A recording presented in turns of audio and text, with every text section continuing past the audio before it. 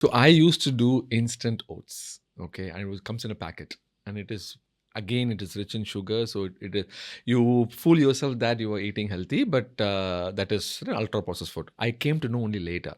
Then I went into rolled oats. Rolled oats was relatively easy to make, and it was tastier still. And steel cut oats was something I recently got exposed. Then I realized that you need to plan well in advance for steel cut oats. Always, it's planning that is very important. Uh, Okay. Some people I know have a whiteboard and they write down.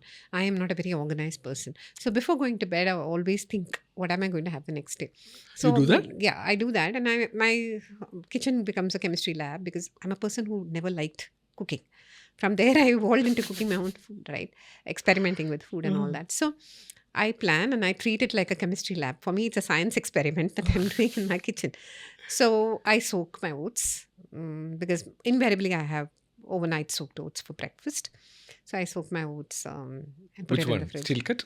Yes. And then it has to soak for a longer time. Longer Otherwise, time. you can't eat it, basically. More than 12 hours. Yes. Sometimes in the afternoon itself, after Afternoon, lunch, yes. I normally put it in the fridge with the seeds and all that. Huh. And then I soak my rice. Okay.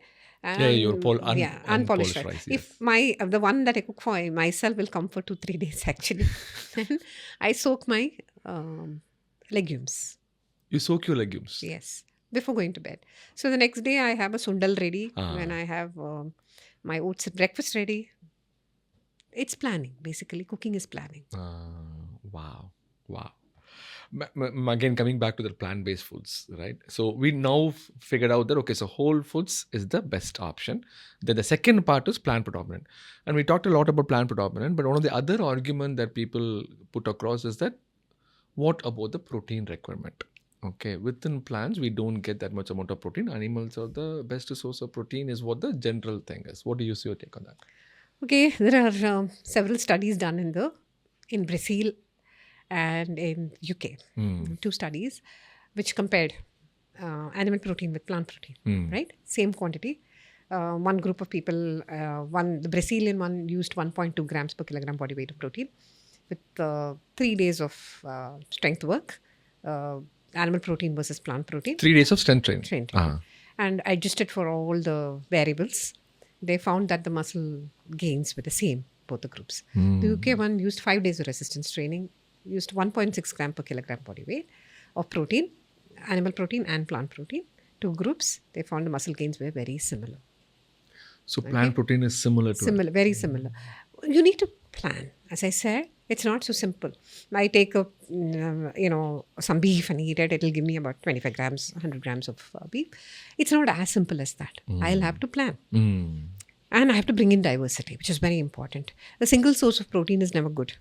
Okay. So I can't rely too much on just soya. So one day if it's soy paste, tofu or a tempeh or whatever, then the next meal could have a little bit of legumes or lentils. Okay. Lentils, you have to have them properly. You can't just have the watered down dal that we make at home and call it protein or call sambar a protein. No. If I'm eating my dal, it'll be thick dal. I'll have at least 2-3 cups of the dal, like for my protein, along with vegetables. I may cut down on my rice further. And then you have to plan. And you can get in a diverse plant-based diet with whole grains, different kinds of vegetables, proteins, nuts, seeds, and your legumes, lentils, and soy. You can get. Soy is a complete protein. Correct. Compares equally well with animal protein. Hemp is a complete protein. Quinoa is a complete protein. Tell me more about hemp. Hemp is available? Hemp is not so easily available here. Hemp seeds and all you'll have to buy from certain websites only, which have the authority to sell. Hemp seeds, again, you'll have to acquire taste. Acquired taste, yeah. You can make beautiful dressings with hemp seeds and all of that. Or you can powder them and add it into your oatmeal. You can do that. But then they are a good source of complete protein. Good source of complete protein, exactly. It's one of the wonderful source of for vegetarians, basically. Yes. So when you plan, you think it'll be almost... Yeah. And for me, I'm into endurance sport. So I will need a lot more protein. And I'm also, belong to the menopausal category, which means my protein requirement goes up. So I do use protein powders because I'm not a very big eater. So I use protein powders to get my daily requirement of protein in my breakfast. Usually, I add a couple of scoops of protein powder into my. Plant-based, ma'am? Yes. Plant-based. Yes. There are good ones available in the market. There are so many available in the market. You need to look at percentage of protein in that product. Ensure that it has at least 75% of protein, 70 to 75%, if not more, per scoop. Some will have a 30-gram scoop with about 15 grams of protein. Oh, Okay. okay. Reduce, no additives are required. You don't Okay. need flavoring agents. So ensure they don't have additives. Third party tested. It's all that you need to look for. There are different brands available. Now you have the fermented yeast protein, which behaves as well as whey protein when it comes to digestibility. Yeah. Tell me more about it. Fermented Yeast protein. Yeah, it's available. I haven't tried it still because I'm still having some stock of my old protein powder. I'm intending to try it. And it is easily digestible, doesn't cause so much of heaviness of bloating, and it parallels with whey protein in its digestibility is what. I see. Ma'am, usually whey protein powder, when we start, if it is a whey protein, regular whey protein concentrate and not an isolate, you feel bloated and everything. Does it happen with plant protein powder as well? Yes.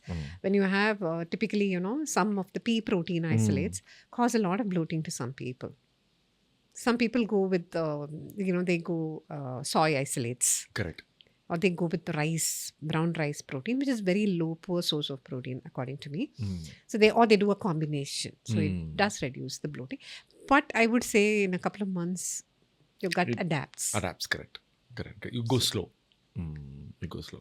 Don't start with a big amount. Start slow and then slowly curve. Now you have peanut protein powders. Peanut protein powder. Which are actually very good, but very expensive. I believe you need 10 kilos of good quality peanuts to get 1 kilo of peanut protein powder. So they're super duper expensive. And actually we call it chakkai, the debris that is formed while processing the peanut oil is a rich source of protein. And they're trying to actually convert that debris into some kind of like a protein powder. Yeah, that's how powders are made, right? Defatted protein is what the powder is. So I believe it's expensive. It's expensive. It's very expensive. There is also a debate that it's low on leucine. But then you're bringing in diversity, you don't have to worry about that. Correct. Ma'am, you talked about watered down dal. So is dal a source of protein? It has more carbs than protein. Let me be honest. That's why I said if you're eating dal as your protein source, be very mindful. Have thick dal. Don't water it down. Like, some parts, like the Gujarati dal is a real thin dal. It's a really thin dal. See. Okay. Mainly water. Water will be there. So there are some kinds of dal which are thick, right? So make it thick. Bring in all the flavors. Food is all about flavors. Right? And then I'll reduce my quantity of rice because it's also carbohydrate. I don't count my carbs, but then I'm mindful. So I will eat a lot more of dal. I'll go for additional serving of dal. I see. And then I have my other things. How do you eat dal without rice? I can just how do you eat it? Like, you have a small bowl and you have a bowl and I just eat it like that. Spoon. Yeah. Or I put some vegetables into it and then, yeah. You eat dal as your main dish. Yes. Sometimes I make a khichdi at home, which is rice and dal basically. But the reason I'm asking is, we grew up thinking rice as the carbohydrate vehicle delivery of any kind of, like you cannot have dal without rice, without chapati. You can have just dal, thick dal directly as well. You can. It's completely up to you, right? How you make. And you can't have, especially when somebody has been on a weight loss journey, that lots of rice with... this is carb, that is carb.